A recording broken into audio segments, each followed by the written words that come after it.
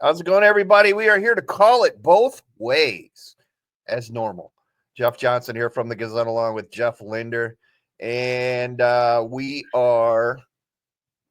Jeff's in full state tournament mode. Let's put it that way. I'm only kind of partially there. We'll be halfway there after tomorrow night. So Jeff is going to be a busy young man next week at Des Moines. You got it all right, but the young part. 11, count them, 11 schools from the Gazette area have qualified for the girls' state tournament next week in Des Moines. So I'm just going to let Jeff go. Okay. Well, we've got 2 teams in every class, but 1A, in which we have 3. And I think you said you're doing the same thing for the boys this year. We start big schools first. So got a 10 a.m. game. Iowa City Liberty makes its first state appearance against Mighty Johnston, which has won 49 games in a row and loaded again. So, if they're undefeated in the CIML, they're doing something right. And they're doing a lot right out of Johnston. So got that one. And then Cedar Rapids Prairie plays at 3:15 against Waukee Northwest. Should be a really good game. Northwest, obviously, another really good CIML team. Prairie's had a really, really good year in Bruce Dahl's first season, and not a whole lot of surprise there. But their top 5 or 6 kids are really good. So then 3A kicks off at 5 o'clock. I got Mount Vernon and West Marshall, and Mount Vernon, the number 1 team in 3A, and looks every bit like the team to beat in there. So, with Sydney Huber, the Evansville commit, and Chloe Meester, the volleyball star. So, and then a really good cast around them. So Tuesday, 10 a.m., Williamsburg take on Des Moines Christian in a first round game. That's again in 3A. And then 4A kicks off with Xavier, which is not your stereotypical 8 seed, taking on Sioux City Heelan 11:45. You saw Xavier the other day. We'll talk about them here in a little bit. And then Maquoketa, another team making its state tournament debut at 5 o'clock on Tuesday against Dallas Center Grimes. Wednesday, we got 4 games, Regina and Maquoketa Valley and an all-area tilt at 10 a.m. in 2A. And then 1A, we go back to 3:15, 5, and 6:45. Montezuma plays Algona Garrigan. Northland plays Gladbrook Rhinebeck. Springville plays Newell Fonda. So, and then Thursday is 5A, 3A, 4A semis, 2A and 1A semis Friday afternoon. And then championships 5A, 3A on Friday, 4A, 2A, 1A on Saturday. So you got your first glimpse of Libby Fandel the other day. And I think she scored 41 for you. What were your impressions? Yeah, actually, I think I'd seen her a couple times prior, but not like this. Yeah. 41 points, which broke her own school record for points in a game. And Jeff, it came, I don't want to say easy because nothing's easy, right? But it just came within the offense. She took what was there, whether it was driving, whether it was, short jumpers or 3-pointers. She did not go hunting points. Let's put it that way. And thus to put up 41 was pretty amazing. Phenomenal performance, and the Saints really got after it, I thought, defensively, and turned DeCoro over on his first 6 possessions. And you're probably not going to win when you have 6 turnovers and no shot attempts. No. Early. No. So that's pretty good. Top 8 teams made it, right? In that class. Wouldn't surprise me a bit if Xavier made a big run, and wouldn't surprise me not much in anything in 4A would really shock me. All 8 teams are that good. So that's good, right? When it comes out like you plan it. Yeah. That way. So no, it's going to be a really good tournament, busy week, but I think we've got some teams that are equipped to go a long ways. Especially Mount Vernon, of course. I think Regina's got a really good chance to win 2A. You're never going to bet against Northland in 1A with Brian Wheatley and the crew he's got. So let's rock and roll. 7 in a row for them. Is that right? Northland? I think so. I think it might be more than that. Okay. Yeah, 7 in a row, 10 of 12, something like that. A lot. And, the thing that just strikes me, and I bring it up a lot, maybe I bring it up too much, but this is a program that's won 20 games plus 15 years in a row.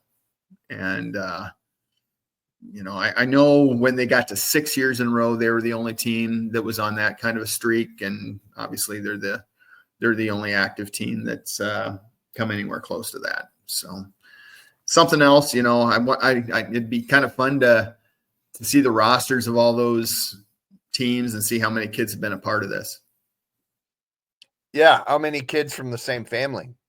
Yeah. Yeah. Because you seem to, in the boys and the girls side, right? You have your same names, your same family. Yeah. And even if they're not the same last name, there's probably some relation there too. Yeah. Yeah, for sure. So Sunday, you're going to have Sunday, I take it, Sunday's paper and online predictions and all that kind of stuff. Yeah. Actually that went online today. They say that our numbers are good in the mornings on weekdays, better than weekends. So I went ahead and put it up today. So predictions, all that stuff's up there now. So, and then you want to divulge anything, or you want people to? Yeah, go ahead. I went with I went a little bit off trail there in 5A. I went with Dowling to win it. They were my preseason number 1. I'm going to stick with it. Johnston beat them by 8 points and 2 points in the regular season. Just decided to go a little different that way. I went with North Polk in 4A, Mount Vernon 3A, went with Regina in 2A, and Garrigan in 1A. So not totally chalk, but a little bit. Like you mentioned, you got everybody figured out that way, but on the boys' side, we don't. We'll have our first batch of qualifiers will come tomorrow night. We're recording this on Friday. We got Class 1A and 2A sub-state finals. And then tonight, again, Friday, is Class 4A sub-state semifinals. Last night we had Class 3A sub-state semifinals. I was out at Xavier, speaking of Xavier, and won a hard-fought game against parochial rival Dubuque Wahlert by 5 points. So Xavier will play second-ranked Decorah in a sub-state final up in Winneshiek County on that ought Monday to be a goodie, night. shouldn't it? Yeah, absolutely. Decorah will be favored, but I can definitely see either team winning that game. And Decorah beat Independence last night in a sub-state semifinal, and Kale LaFrance, son of former NBA player and Kansas Jayhawk, Rafe LaFrance had a school record 44 points. So it'll be interesting to see. And Xavier's got a really good big man in AJ Evans, who's 6'8". So that might, determine who's who wins that game on Monday night. And then, took a hit last night. A lot of 3A schools from our area got beat, including second seeded Clear Creek Amana, second seeded Mount Vernon. So we're down to just the aforementioned game there in 3A, and then Solon has won a couple of close games, including in overtime last night against Keokuk. So it will play. Second ranked Carroll Kemper in a sub-state semifinal on Monday night, and that'll be a very tall task for the Spartans. They play Kemper? Yeah. Where's that at?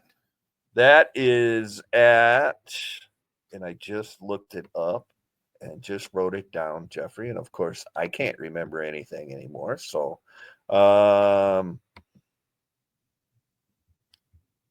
that is sorry, folks. This is really scintillating stuff. No, actually, Solon has Clear Lake. I'm sorry, I got it Okay. mixed up. Well, that's Uh, almost as far.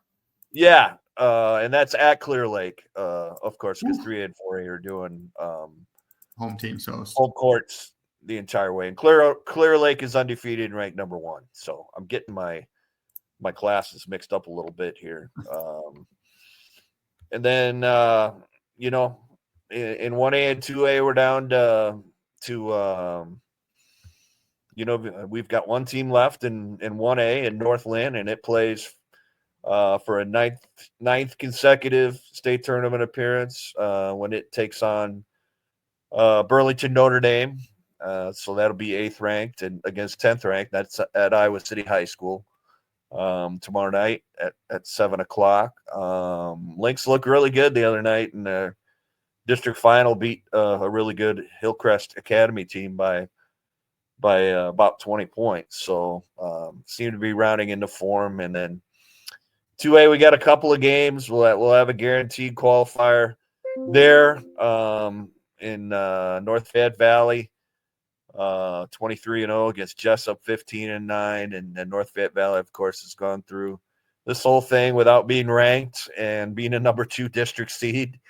Beat the top-seeded Appleton Parkersburg the other night in a district final, which was a huge win, and maybe kind of validated the Tiger Hawks a little bit. So we'll have a guaranteed qualifier there, and then the other one, this is where I was mixed up. LaPorte City Union or Union Community has to play Carroll Kemper, second-ranked Carroll Kemper tomorrow, and that'll be at the Knapp Center in Des Moines. Nice. So they got some doubleheaders going around. Drake's got a couple. Wartburg's got 2 games tomorrow night. Storm Lake, Buena Vista University has a couple of games that it's hosting. So yeah, they're trying to double up, I guess, as much as they can. Yeah. So, what are they doing 3A, 4A wise next week, Monday, Tuesday? Is Cell Center or no. Coralville? No, everything will be on a home court of the higher seeded team. So this is the first year they've done that, and I'm not sure if that was something that the coaches pushed. It might be a move to maybe save a little money, or maybe the crowds will be a little bit bigger at home courts like that. I'm not 100% sure, but that's the way they're trying it, and they're experimenting this year and doing things state tournament wise. I think, as we mentioned earlier, Jeff, just like the girls, big schools first this year on Monday. And I was just thinking about this today. It's kind of weird how the sub-state finals, the first classes that are done with those are 1A, 2A, yet they are the ones at the state tournament a week and a half from now or whenever play last. So there's going to be quite a layoff for all those teams, I guess. But I think the reason they put the girls' games, the big school girls' games first on Monday, was so that I thought maybe it had to do with with sub-state boys games. I don't know. That could be. That could be. But, the CIML teams out there draw really, really well in 5A. Sure. Most of the Eastern Iowa teams in 5A don't. So I know the Iowa City schools were usually notoriously not very good about traveling. So I don't know. I guess I don't know what went into the thinking. It's just kind of it's certainly not wrong, but it's just different than what we're used to, I guess. So yeah, it's interesting how the tournaments are set up. Everything's different now. Including the fact that the boys tournament is Monday through Friday. The girls tournament is Monday through Saturday. And obviously the girls, it has to be, because there's 5 classes instead of 4. Right, because they're playing 7 games a day, Monday, Tuesday, Monday, Tuesday, 6 on Wednesday and Thursday, 6 on Friday, and then just the 3 on Saturday. So yeah, they couldn't. They couldn't cram that into 5 days. They'd be playing games at 8:00 at night. Yeah, so, exactly. Or they'd be starting games at probably 9:00 at night, and that's not Too good. No, exactly.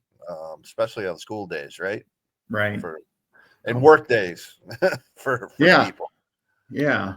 So you think one question for you, and I don't know if you have a feel for this, but do you think we'll always stay at Wells Fargo Arena for these tournaments,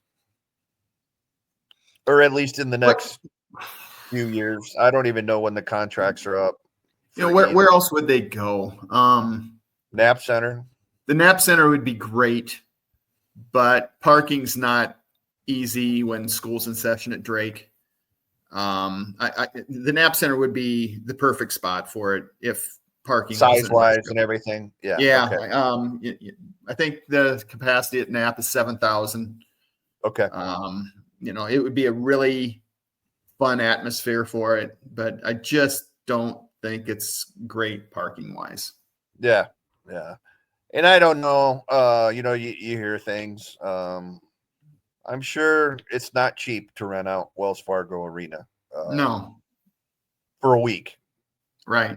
Right. Where else could they go? I don't think Coralville's not quite big enough.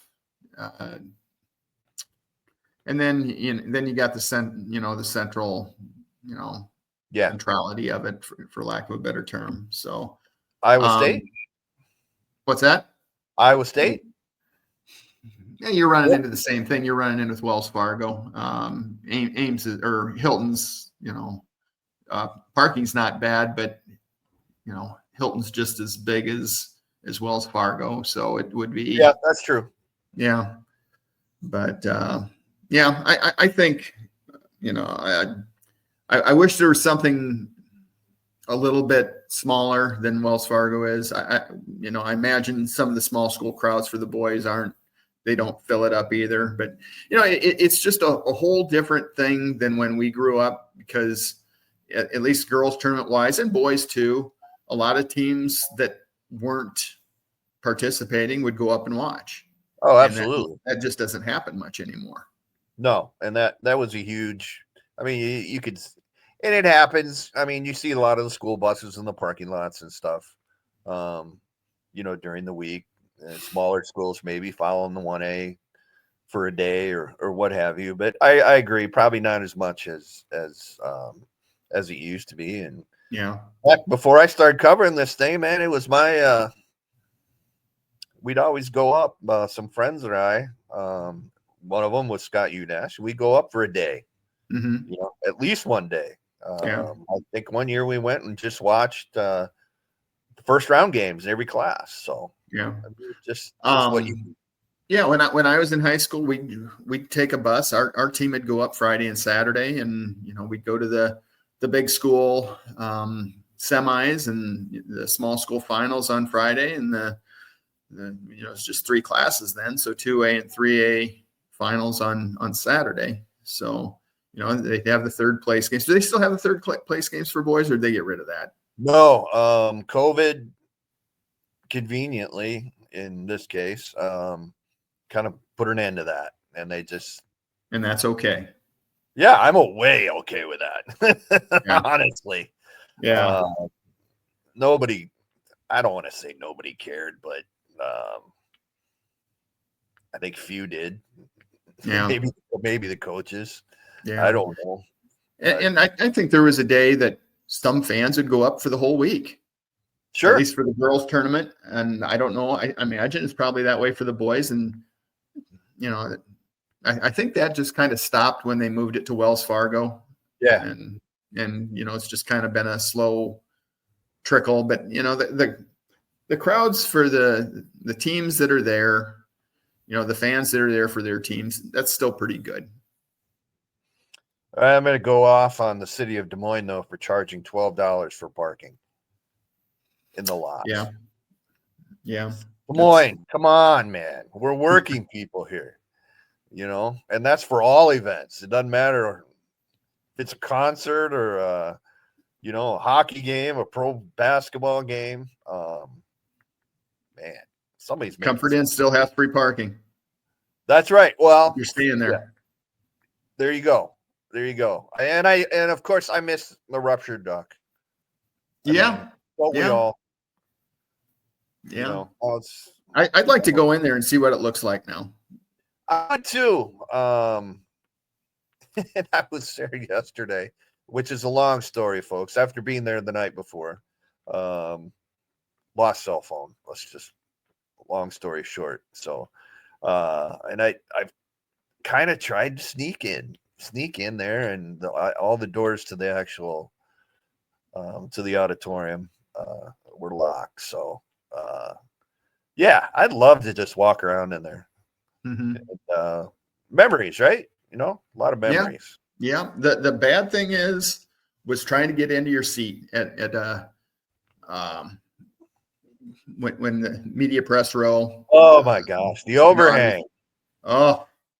That was always a scary thing, and I'm sure it would be scary now that I'm the age I'm at. Trying to climb into that and end up in somebody's lap. Oh yeah, that was the worst part, Jeff, and I'm sure people don't care about this, but it was overhangs on the sides, overhang from the top level, I guess, is where media was. And everybody was assigned back in the day because there were so many more media that covered it, I think. But everybody was assigned a specific seat in this overhang. And if you got a seat, you literally could be assigned a seat and you had people sitting right behind you that paid, customers. So you'd have to get up from your overhang to do interviews or whatever. It might literally be in the middle of a row of seats. Yeah. You'd have to no climb guarantee you'd out be on an aisle. Yeah. And excuse yourself for all these people who sit right behind you. It was just is that the way it worked for Drake games too? Do you know? I don't know. I never covered the game there when it was there. Yeah, or maybe they were on the floor. No, I think I'd bet that they were up in those seats there, and times were different then. That you had to take a phone with you, or borrow somebody else's phone on press row, and you'd have to rent a phone line for a week, and send TRS 80s. Yes, the TRS 80 with the phone couplers and but I'll tell you, wouldn't it be fun to go back and cover a tournament at Vets like in the 70s when girls basketball 6-on-6 was in its heyday, and every media outlet was there covering the tournament, and and probably the same way for the boys, and just it would have been a fun time. KMA in Shenandoah. Didn't they do every single Lee Hughes, game, the girls and the boys? Yep, they had their own booth way up high on the other side. Yep. As they should, if they were doing every single game on the radio. So WHO used to do I think night games, both boys and girls during the week, and I think they did championship games as well. Jim Zabel would mumble his way through, games.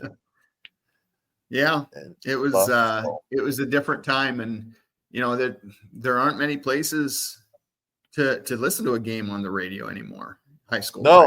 No. Everybody wants to watch. Everybody wants to watch it.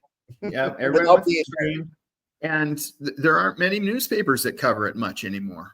That's true. And that's very true. It's and the place I really notice it is at State Track and at Drake Relays. There's just very few people in the press box anymore there. Yeah, and I remember the local paper there. I won't mention, but they would literally cover every single game, and have stories, and it was always cool to pick up a copy and read about every game. And that doesn't happen anymore. Um, I guess we're still hanging in there doing a pretty good job. Yeah, I think we do all right. Yeah. So, I should mention 4A tonight. I don't know if I mentioned 4A tonight or not, but we got No, 3 let's games. hear it. We got 3 games in town. These are sub-state semifinals. Let me get to this here. Cedar Rapids Kennedy will host Pleasant Valley in a 4A. As you can see, my cat behind my head. Sorry about that. Prairie hosts Bettendorf, so a couple of MVC and MAC games there, and then Lindmar will host Marshalltown as well. I'll be very heavily favored in that game. Get on. Sorry about that. Iowa City West is on the road to play Davenport Central. Iowa City High plays at number 1 Cedar Falls. So I think that's where we are. We could set up where Prairie plays at Dubuque Senior in a sub-state final a week and a half or so after going up there and winning the division championship by beating Senior. So that's pretty unique that they could play, so close together in games that are important. This one, obviously, a little more important. And then, I kind of been sworn to secrecy on this, but it's going to be public knowledge a little later on anyway. But Lindmar game could be interesting in that Davis Kern, the outstanding senior going to South Dakota State, could break the all-time Metro scoring record. Oh, which is held by Marcus Page. Okay, yeah, that makes sense. That's pretty good company. Yeah, and Coach Chris Robertson didn't really want it out there, beforehand until Friday.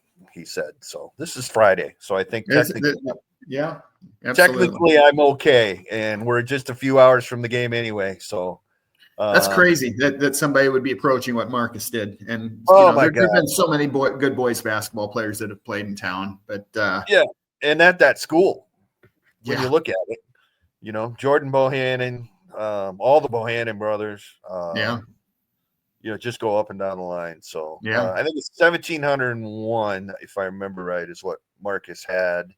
And Kern is, I think, 16 from tying and 17 from breaking. So he's had a hell of a career.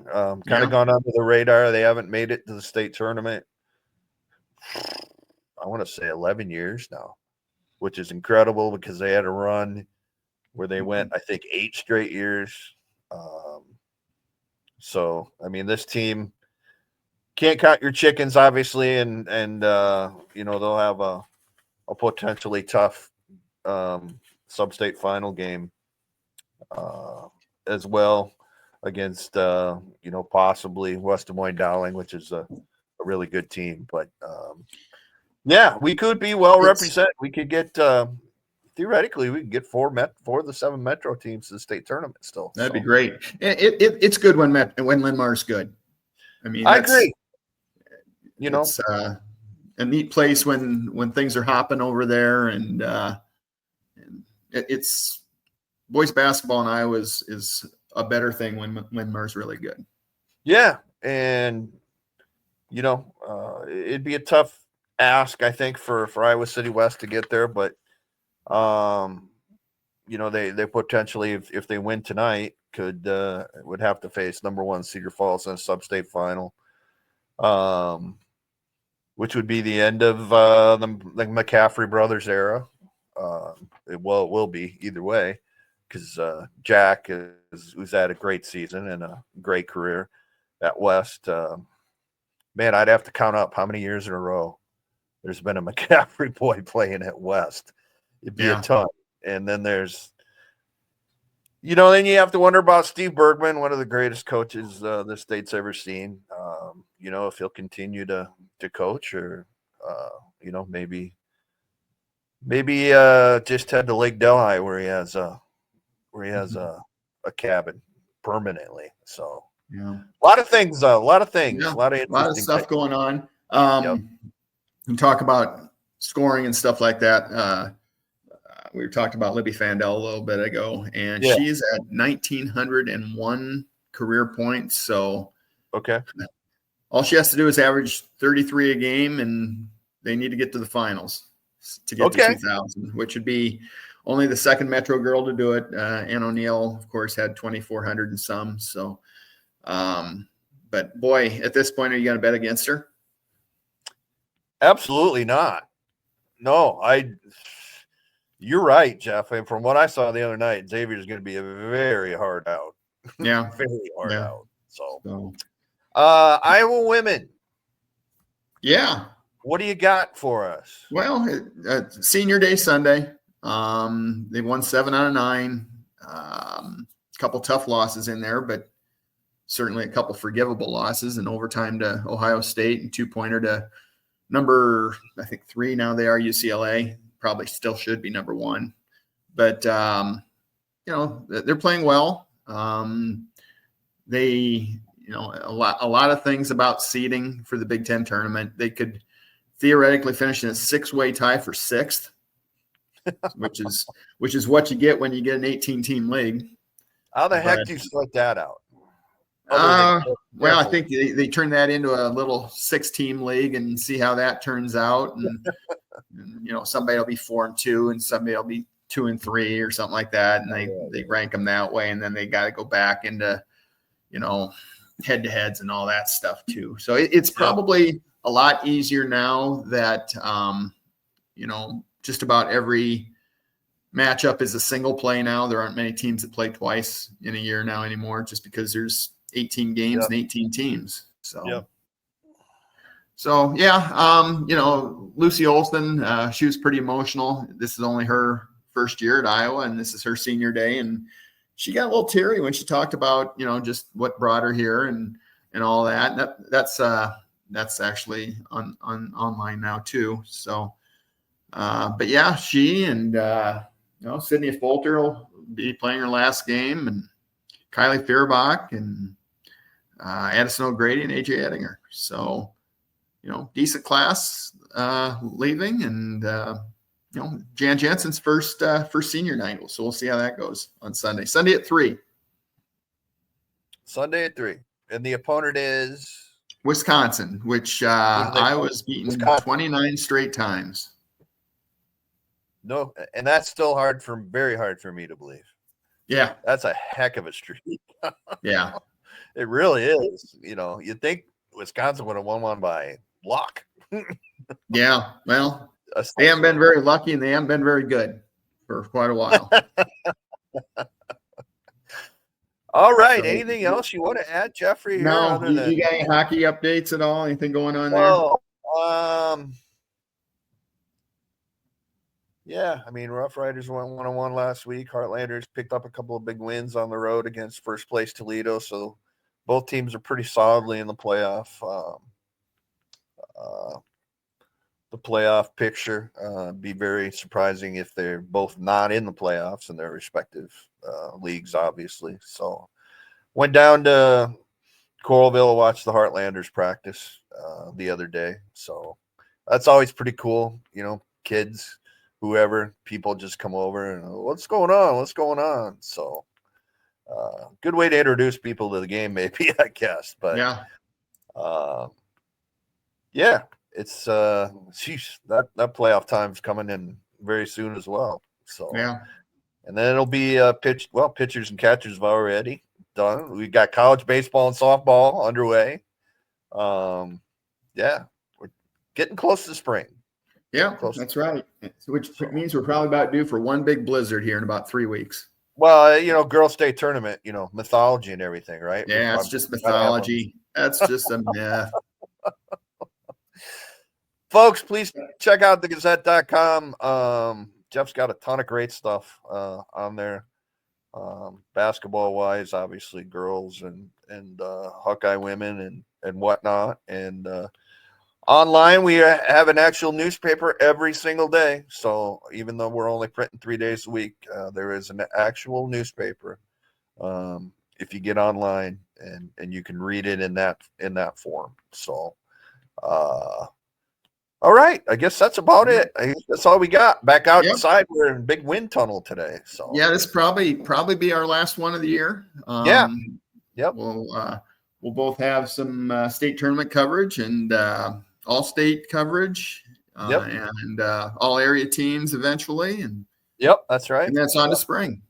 So thanks for joining us, everybody. Yeah, it's been a very quick season to me. I don't know about what you think, Jeff, but I think it's gone really quickly. So good. We've had good weather. I think that's made it go a lot quicker. 100%. All right, folks, Jeff and Jeff, thank you for joining us on the Call It Both Ways podcast for the final time this season. Get out and support your favorite team, folks. Thanks for joining us.